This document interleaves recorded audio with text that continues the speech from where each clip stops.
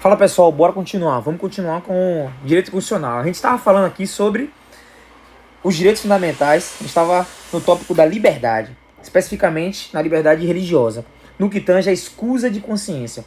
A gente viu que é uma aplicação imediata e direta, ou seja, você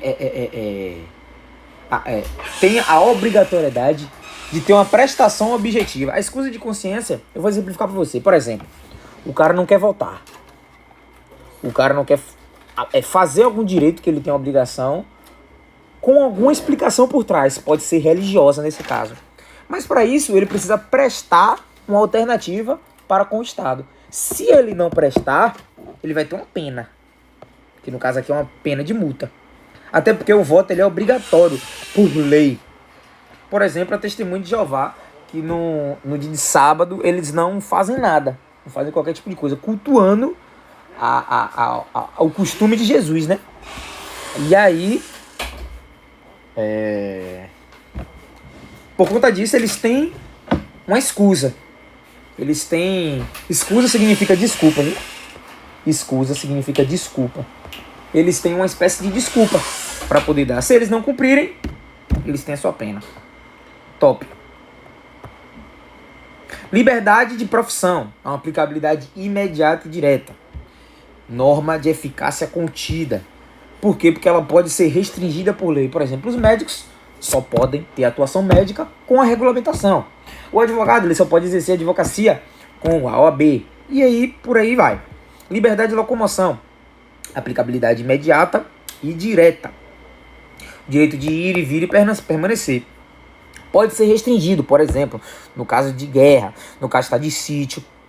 Por exemplo, decreto do presidente. Em tempo de paz, aí já é a lei que regulamenta. Olha só que interessante. Caso eu restrinja o direito de ir e vir sem ordem lícita, entra no abuso de autoridade, ou seja, a ilegalidade. Qual o remédio constitucional que eu vou usar? A gente vai ver lá na frente. Habeas corpus. Habeas corpus é um remédio constitucional para eu garantir o meu direito de locomoção. Liberdade de manifestação. A gente viu lá na Constituição que todos têm o direito da liberdade de manifestação e de expressão, porém é vedado o anonimato. É vedado o anonimato. Caso haja lesão ou ameaça nessa liberdade de expressão, existem garantias, que é ação de indenização ou o direito de regresso, o direito de resposta, por exemplo. E esse direito de resposta tem que ser proporcional ao agravo. O cara me chama de otário, eu chamo ele de panaca. Ou seja, foi um direito de resposta. Foi proporcional. Agora ele me chama de otário e mata ele, aí não. Aí não foi proporcional, certo? Direito de reunião versus direito de associação. O direito de reunião é um direito de caráter individual, porém com o fim coletivo, certo? É uma intenção provisória e tem a finalidade, ela tem que ter, né, a finalidade ilícita. Se tiver a finalidade ilícita, não pode. A reunião, a associação vai ser junção de pessoas. Nisso eu tenho um conceito de mandado de segurança também, que é um remédio constitucional quando eu não consigo impetrar na falta, né, na falta do habeas corpus e do habeas data, eu boto o mandado de segurança, que é para garantir direito líquido e certo. Aqui eu já estou falando sobre remédios constitucionais, viu? Vamos para frente que atrás vem gente. Beleza. Aqui eu vou falar de um negócio massa. Esse direito de reunião, ele necessita de um aviso prévio. Só que olha só, vem aqui comigo, ó. Esse aviso prévio, ele não precisa ser formal, de acordo com o STF. Ele não precisa ser formal. Ele pode ser informal. Eu não preciso fazer um ofício para falar que vou me reunir na Praça da Calilândia para poder papirar, para poder protestar que aumente o salário da PM Bahia. Não precisa não formalizar, não. É só informar. Só informar. Só da prefeitura, só do Estado ter o conhecimento, independente de qual forma, já é uma forma de aviso. Não precisa de autorização. Olha só. O direito de reunião, o direito de eu exercer a reunião, ele não precisa, ele independe de autorização. Eu não posso, nessa reunião, ter armas. E essa reunião tem que ter caráter pacífico, eu não posso zaralhar, certo? E tem que ser um local aberto ao público, certo? Então, associação. Eu me associar é um caráter permanente. Por exemplo, o ASPRA.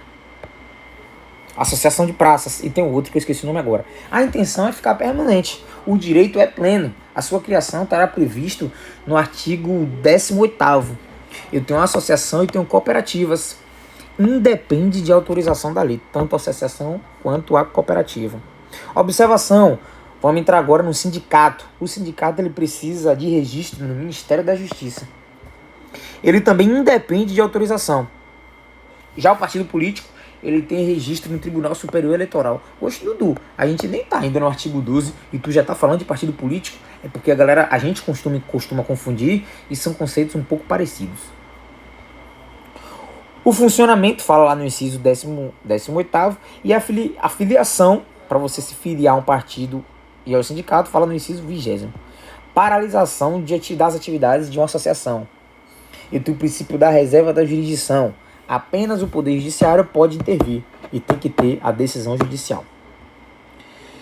Essa decisão judicial pode ser provisória ou definitiva. Se for provisória, eu vou suspender por decisão judicial simples. Se for definitivo, eu vou dissolver compulsoriamente. Vai ser decisão judicial e tem que ter o trânsito julgado. Isso aqui não cai não, véio. Isso aqui despenca. Trânsito julgado, decisão judicial. Os dois têm que ter decisão judicial. Um vai suspender e o outro vai dissolver compulsoriamente, certo?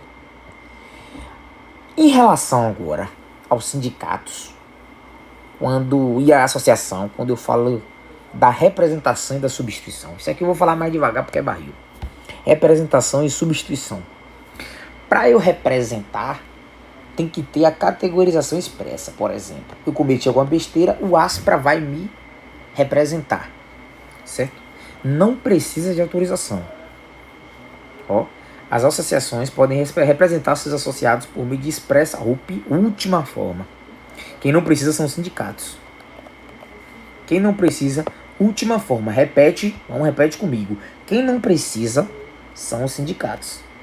As associações precisam de autorização expressa. Essa autorização é da pessoa, pô.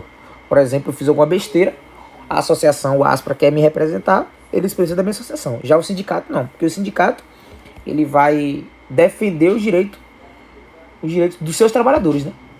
Beleza. Vamos continuar.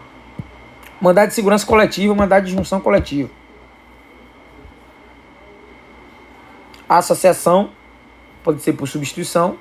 O autor do mandado de segurança coletivo ou do mandado de junção coletiva vai ser a própria associação, tipo ASPRA. Independe de autorização, porque aqui já tem caráter mais coletivo. Eu não estou representando, certo? E para que eu entre com mandado de coletivo...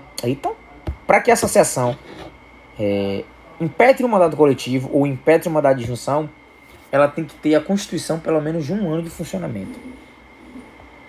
Vamos repetir. A associação, quando autorizada, pode representar filiados judicialmente e extrajudicialmente, com mais de 1 ano de funcionamento. Pode impetrar o mandado de segurança coletiva dos seus filiados. Já os sindicatos, pode ocorrer a substituição processual e não precisa de autorização. Beleza. Esse tema é um pouco confuso, mas a gente consegue bater ele com o costume, certo? Então na próxima aula eu continuo falando, que agora a gente vai falar de penal, a gente vai para pira penal agora.